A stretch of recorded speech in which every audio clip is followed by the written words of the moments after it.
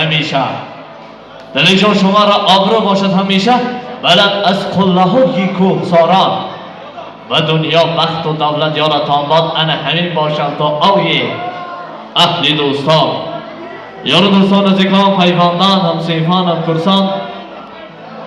نگفتنم مونند که امروز این لحظه های زیبای وصال زندگی هر یک ما و شما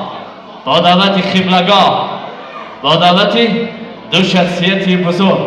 پدر و مادر نازنین البته پدر و مادر ارزنده در اینجا حضور داریم خواهش میکردیم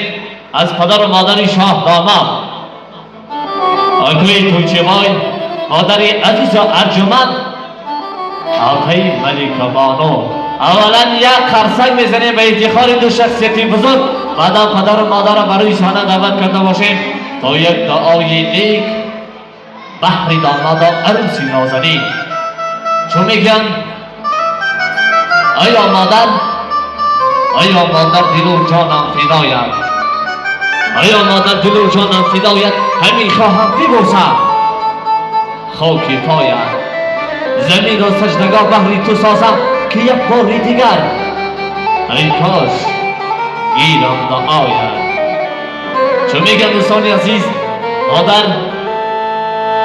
مادر فرشته بود فقط بال و پر نداشت شاید که داشت بال و پر اما خبر نداشت یا داشت آگهی ز پر و بال خویش لیک ولی جدا شدن زمان از پدر نداشت مادر فرشته بود حقیقتا